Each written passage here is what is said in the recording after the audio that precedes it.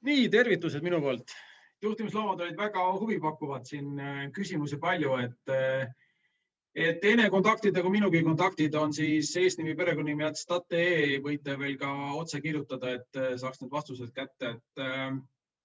Aga lühidalt siis kõigile andmehuvilistele ja analüütika ja sünteeshuvilistele siis mina siis tutvustaks või läheks edasi nendest viidetest, mis enne rääkis, et kui visuaalist või sellest valmis tehtud toidust, kui kasutada metafoori andmed kui toit, et siis see, mis enne näitas, et see on selline restorani pool, et teil on menüü ees ja te saate ise küll valida, aga need visuaalid ja pildid on valmis tehtud. Et reeglina mingi hetk jõuab igaühe andmeelus selline hetk kätte, ta ise ikkagi oma näpud mullaseks teha, et kuidas siis need andmeid kätte saada. Ja räägingi siis kahes võtmes, et mida siis ise teha ja mida siis ka võib-olla tellida, et ka see hetk jõuab tõenäoliselt mingi hetk kätte, et kõik ei pea ise tegema. Ja minust siis, et ma tõepoolest siis Statistikaametis siin pea iga teine sõna algab või lõpeb sõnaga andme, et kas suurandmed või maheandmed või algab, et siis mul on siis 3 teemat: andmehaldus, andmejagamine ja andmeteadus. Ja tänast mõnes mõttes tuleb kõigist veidike juttu et avaandmetega siis kindlasti meenutuseks see, et kus üldse leida, siis esimene selline koht on ju lisaks guugeldamise on siis Eesti avaandmete portaal. Kes veel ei ole sinna sattunud või kes ei ole hiljuti käinud, siis see on saanud uue kuue. Ja ma täna küsisin Oti käest veel ka üle, et lansseerimine või selle kommunikatsioon toimub veebruari alguses, aga julgustan kindlasti üle vaatama, et nagu te siit näete, eilne võetud pilt, et meil on seal 787 andmestikku juba olemas. Nii et sealt saab kindlasti otsida.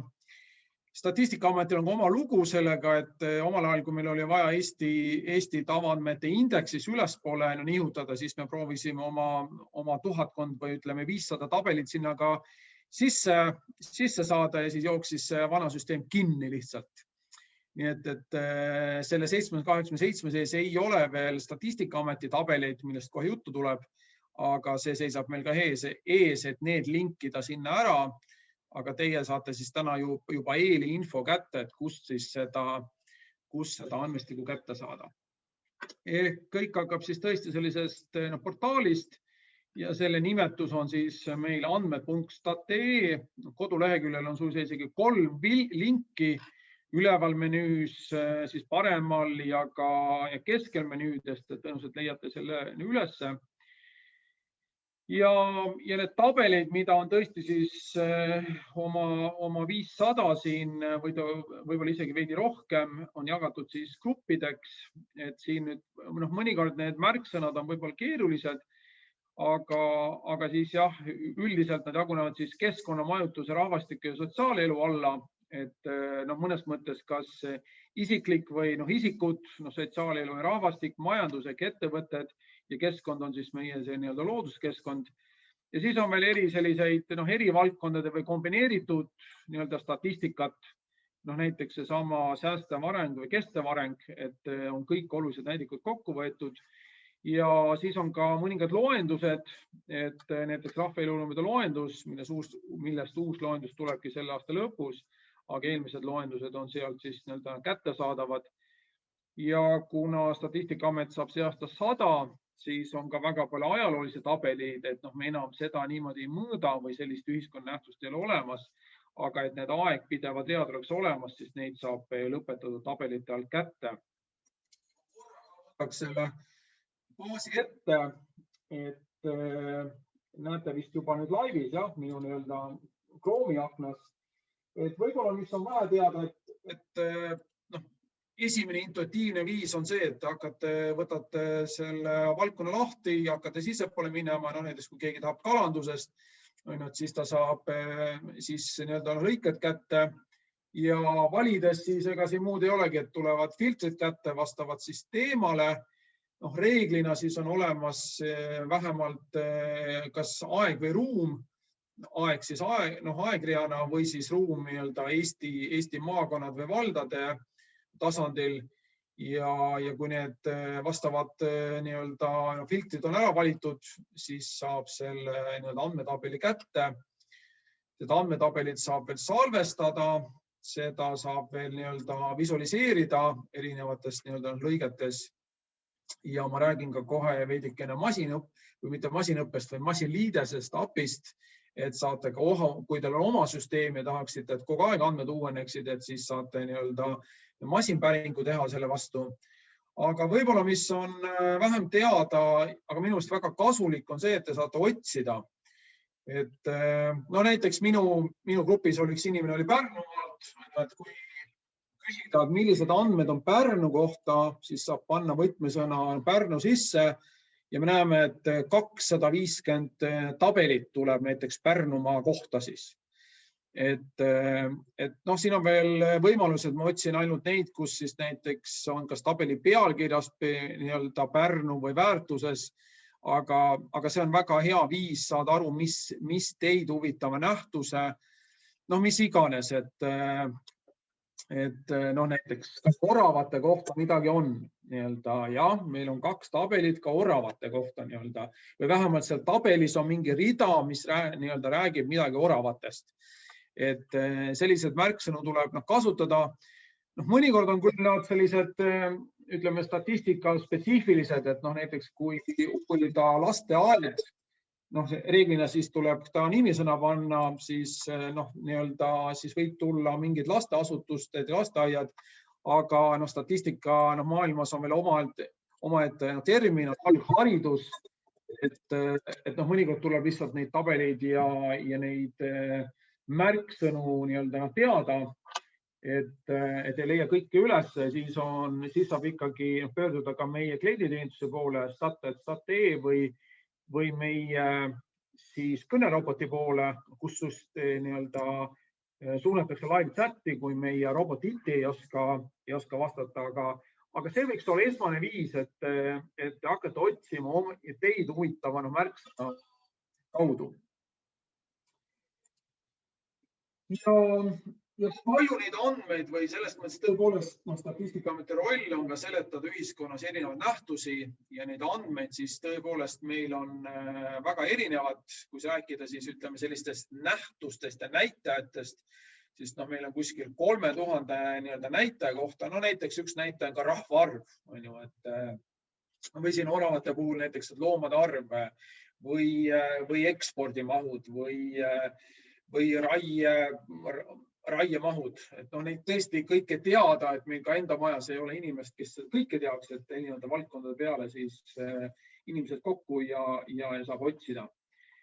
Ja avaandmetest need siis on välja paisatud tabelitena ja reeglina nendest tabelitest siis nad on kas graafikuna või tabeli, te saate kumba.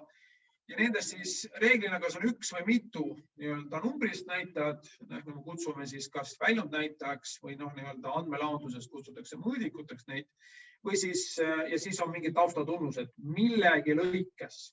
Ja nagu öeldud, siis reeglina aeg ja ruum on seal olemas, et mingi ajaline dimensioon ja võib-olla siis ka regionaalne dimensioon.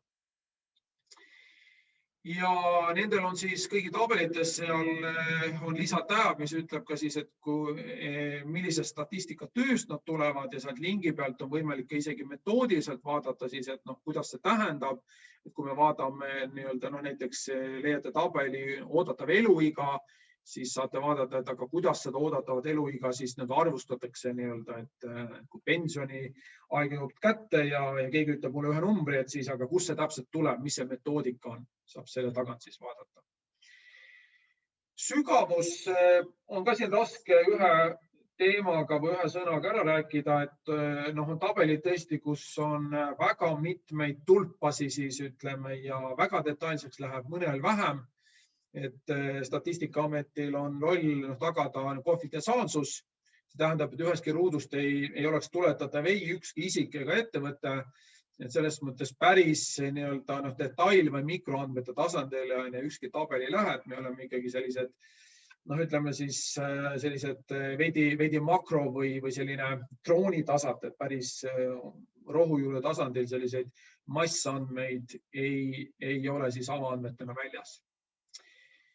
Ajakohasus on kindlasti teema, millega me siin igapäevaselt tegeleme ja meil endal sisemiselt on siis selline tingimus või selline eesmärk, et ükski tabel, mis on reaalselt siis, mille kohta siis andmed avaldakse, et see avaldatakse vähemalt aasta jooksul peale seda, kui nähtus on toimunud või kui nähtuse viimane sündmus on toimunud. Et täna siis ütleme aastal 2021 peaks olema kõik 2019. aasta tabelid valmis.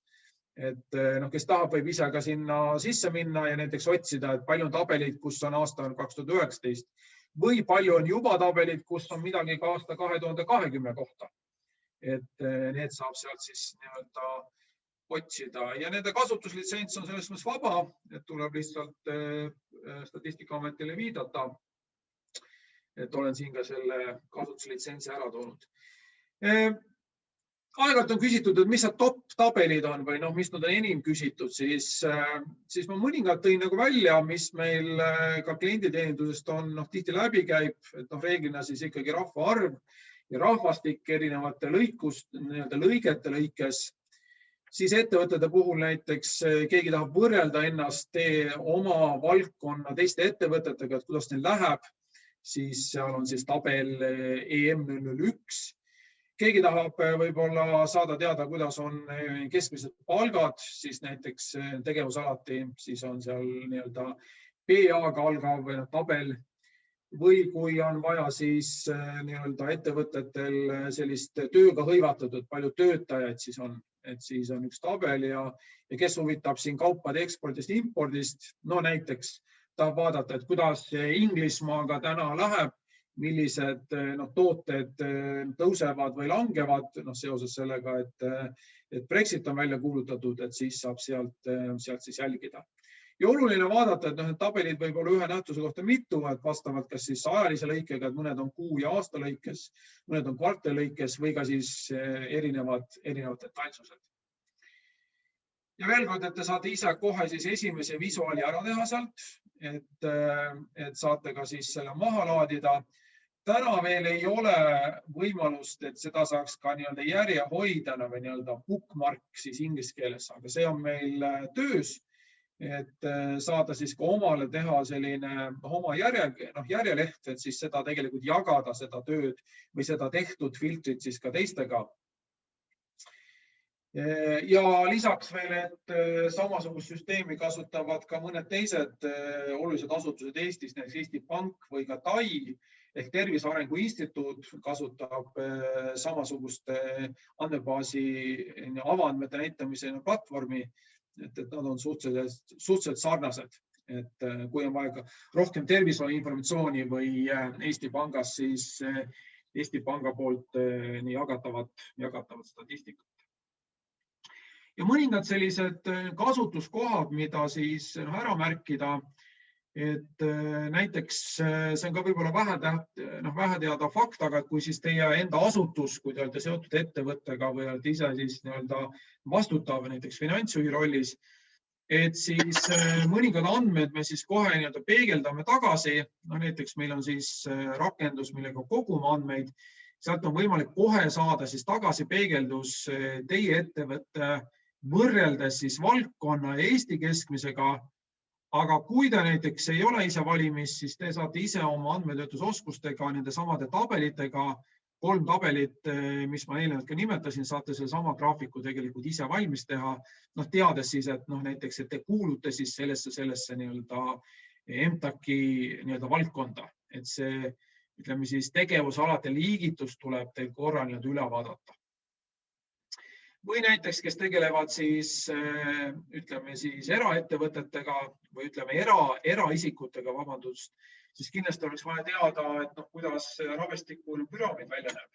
See püramiidi saab otse visualiseerida meil sellesama avaandmete baasis, aga näiteks, kui te müüte mingisugune segmendile või teate, et teil on see segment, siis te saate kontrollida, et kuidas selle segmendi vastu, palju Eestis üldse selles segmendis siis inimesi on, sest need Siukene võib-olla tavamõtlemine, et inimeste arv jaguneb lineaarselt, et sündides on nüüd väga palju ja mida vanemaks, seda vähem, et tegelikult meil on sellised sündimuse augud sees ja teatavatel äridel tuleks sellega kindlasti arvestada. Et siin ka üks näide ühest täiesti konkreetsest ettevõttest, kes siis samamoodi need avaandmeid on kasutanud. Analüüsis siis punane tulp on siis ettevõte ise, et kuidas nende enda kliendi portfell jaotub. Et punased tulbad annavad kõik 100% kokku, on näha, et seal on siis sellel ettevõttel oli väga palju kliente siis ütleme 35 ja siin 55 aasta vanuseid. Aga kui ta paneb juurde meie avaandmed, kas ka näiteks vastavas maakonnas, mis on siis sinine tulp, siis näiteks küsides, et kus on selle ettevõtte ärivõimalused, kus on alakaetus nii-öelda. Et võib ka täitsa sätti panna, kes tahab, võib ka vastata siin. Noorte seas seal esimesed. Jaa.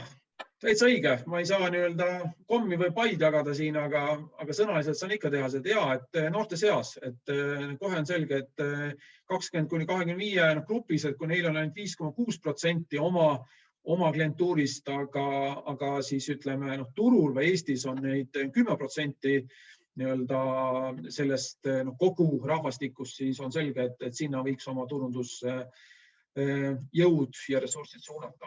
Või näiteks ettevõte, kes on teinud siis oma sisese töölaua selliselt, et ta jälgi ainult oma andmeid, vaid saab vaadata, kuidas turul teistel läheb, et siis tema enda ettevõtte andmed minu meelest olid vist rohelised on siin ja hall on siis turu keskmine. Et klassikaline näide, et tarkvarafirma värbamisel peaks teadma, mis on turu keskmine palk ja palju nemad maksavad, et ennetada siis probleeme, et me ei saa kedagi värvatud, et saab kohe sellise võrdluse siis valmis teha.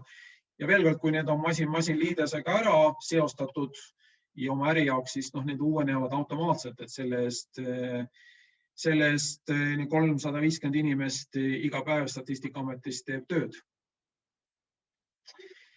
Masinliidesega veel kord, kes siis on rohkem sellise tehnoloogiaga, et see on siis, ta on võib-olla veidi peidetud, et kui saab selle tabeli ette, siis ta kohe ei avane, aga seal on kaks sakki, et üks on see andmete vaade ja teine sakk, siis vähemalt me saime sinna nimetuse peale, märksõna API siis, ja sealt alt siis saab selle päringu kätte ja sai ka see jõupingutus tehtud. Siin on nüüd näide, et kui seda nüüd otse maha laadida, see on siis REST JSON-i kujul, kellel need märksõnad midagi ütlevad, aga mis me siis teeme? Õigemini see on olemas, aga meil ei ole veel avaldatud, et lasin siis siin enam levinud ärianalüüsi tarkvaradel, kaks vabavara, R ja Python ja ka ütleme siis kommertstarkvara siin Tableau, ClickSense ja Power BI maaletoojatel teha valmis siis juhend, kuidas ma saaksin nende vahendiga siis Statistikaameti andmed siis otse kätte, otse liidestatud.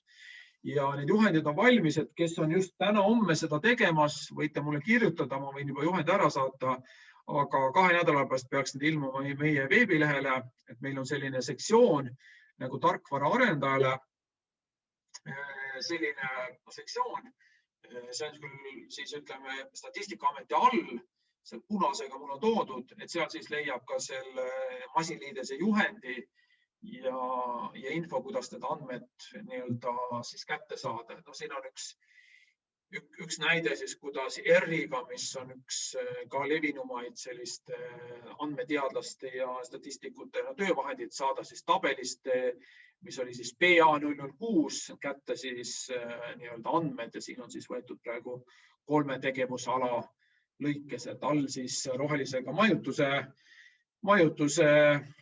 sektori palga keskmine ja üleval siis ehituse ja töötleva tööstuse andmed. Ja avaandmetest ma praegu siit ka lõpetaks, et ajaliselt päris aeg läheb kiiresti. Ma siis veidi räägin ka sellest, et kui nüüd ei ole endal soovi neid andmeid töödelda või neid andmeid ei ole päris avaandmetena olemas, siis saab ka neid seda tööd tellida. Et leheküljel on meil siis eraldi sektsioon, et küsi statistikat või telli omale andmeid ja sealt siis on lihtne vorm, mida tuleb ära täita ja saab küsida, et kuule, kui ma tahaksin sellised andmeid, sest kõiki andmeid ei ole väljas, aga me saame ikkagi neid arvutada, et me ei anna detailinfot välja, aga näiteks, et Pärnu linnapea tahab teada, et mis on tema linnas näiteks kalandusega tegelevate ettevõtetena palk, et meil tõenäoliselt on väljas Pärnu kogu maakond, aga meil ei ole linna kohta andmeid, aga et kui ta tahab vähe detailsemalt, et siis me saame selle siis ära teha. Ja meil tegeleb siis selle teemaga omaette selline osakond või tiim, kelle nimi on siis eksperimentaalstatistika tiim. Ja tegelikult me siis mitte ainult ei anna andmeid, me ka nõustame, et kui teil on mingi uuring või töö vaja teha, et äkki me saame andmete pealt midagi teha, sest tõepoolest meil on väga erisuguse andmeid, ka need, mis on küsitlusandmed, leibkondade andmed, inimesed ise vastavad, kuidas nad magavad, palju lastele annavad taskuraha, mis toite nad ostavad ja nii edasi, et tihtilugu ei olda teadlik, kui ei ole ise vastatud. Aga kuna me küsime ikkagi vähemuse käest, valimi käest, siis paljud võib-olla ei olegi, ei tea, et selline küsimustik on olemas. Ehk siis saab tellida ja vaadata tehtav töid. Ja ma tõin siin välja siis mõningad tööd, 3 näidet, lähen siin kiirelt edasi või üle nendest. Esimene on lihtsalt tõesti näiteks ettevõte tahab võrrelda ennast teistega. Et ettevõte saadab meile oma konkurentide registrikoodid või kas või nimed, me saame ise registrikoodid juurde võtta ja me saame öelda, et näed, et kui sinu käive kasvab 5%, siis konkurendid kokku on kasvanud tegelikult turul 7%. Tegelikult, et sa oled veidike maas. Ja need ettevõtted, kes tegelikult oma nimekirju saadavad, on meil päris mitmeid, et saada siis aimad. Jah, EMTA leheküljelt saate ka kätte üksikult, aga meil saab sellest mõttes detailsemalt, et seal on käive ei ole päris raamatupidamislik käive, seal on ka kõik erinevad käibeliigid kokku summeeritud ja me saame neid siis käibedeklaratsioonist lahti võtta ja üksikud ruute siis summeerida. Või näiteks viis, et plaanite restorani või mingisugust liikumist või transporti ja te oleks vaja teada, et palju inimesi siin liigub. Et kui palju siin siis elab ja palju siin koolis käib, et meil on võimalik need andmeid siis linkida ja teha siis selles mõttes tellimustööna. Et siin üks näide lihtsalt, et kui on vaja näiteks planeerida, et üks kohalik omavalitsus näiteks pöördus, et kuhu teha järgmine kergliiklustee, kus inimesed liiguvad, et siis vastavalt nende töökohtadele, elukohtadele me saame neid liikumismustreid siis või algandmestiku selle jaoks välja võtta ja teha siis neid analüüse, mille baasil siis teha järgnevad otsuseid. Või ka näiteks siin on siis näide ka geovisualiseeritud, et kui kaugel asuvad bussitransport või liiklus, et näiteks õpilaste puhul on vaja teada, et kui kaugel asub siis haridusasutus või noortekeskus, et siis saab neid mõõta ja omavalitsused saavad siis üle vaadata ja analüüsida, kas siis bussimarsruutidel ja bussipeatustel tuleks teha mingeid ümberkorraldusi. Ja me oleme teinud ka töid, kus siis me teeme kuni lõpuni välja, et teeme ka rakenduse, et tööturg.statee pealt on meil tehtud siis üks rakendus, kus me siis oleme teinud ka koos visuaaliga, see on siis antud juhul R-Shine'is tehtud, ja ta on selline interaktiivne, mõnes mõttes nägu juhtimislaud, aga oluliselt rohkemate analüütilise töövõimalustega, et ma saan filtreerida ja telgesi vahetada ja pöörata ja erinevad graafikuid, et siis ühe nähtuse kohta, mis antud juhul on siis tööturu kohta, saada erinevates aspektides ülevaadet.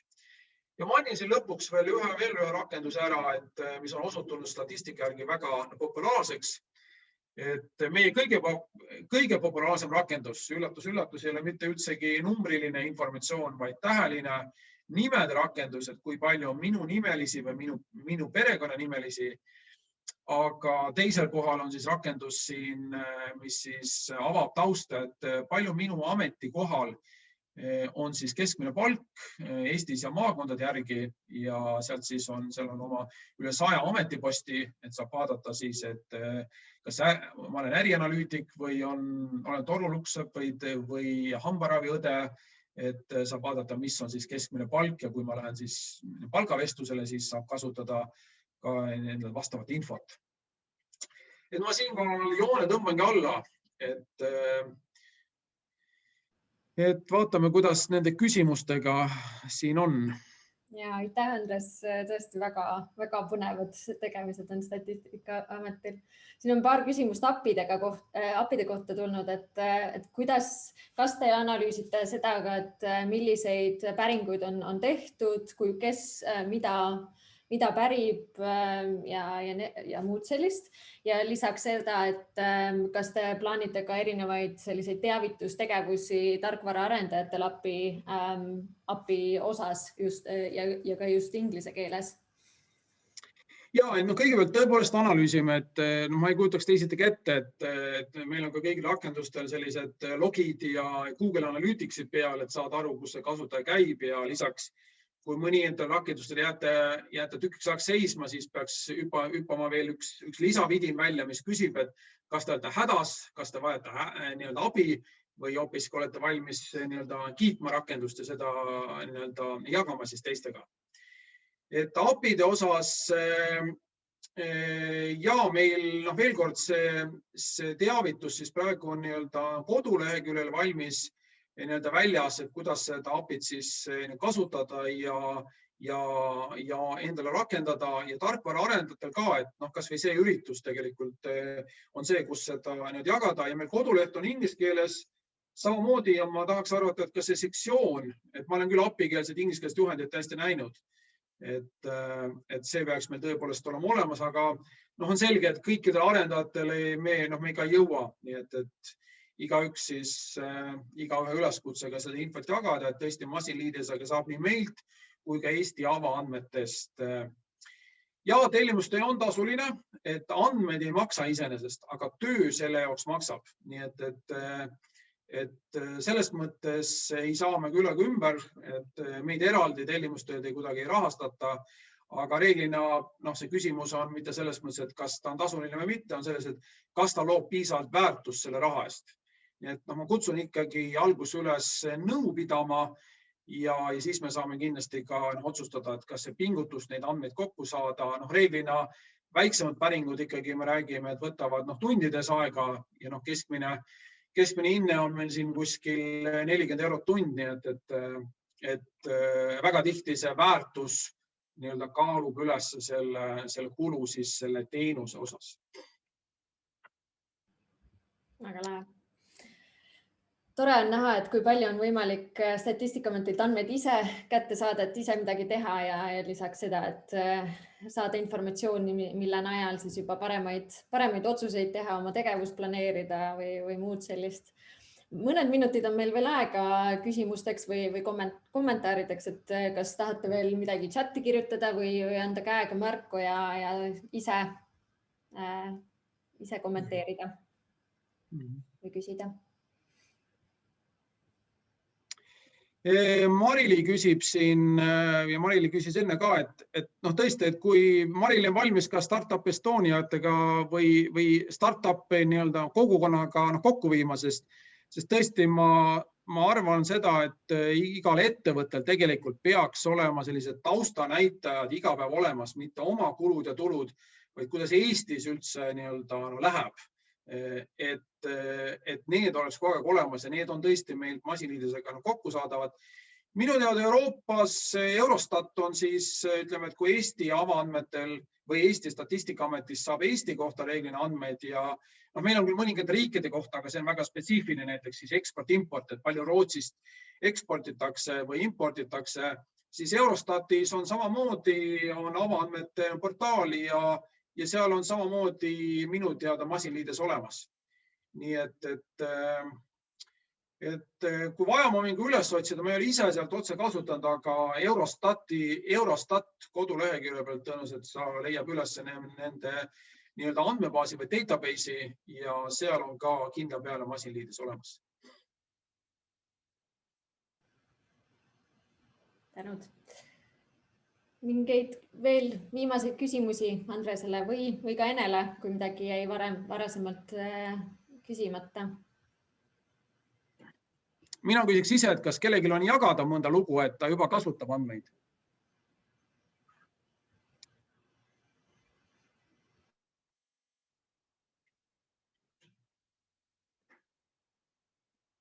Et me näeme oma API kasutusest küll, et seal on päris mitmeid IP-si, mida me jätkuvalt ei ole suutnud tuvastada. Ehk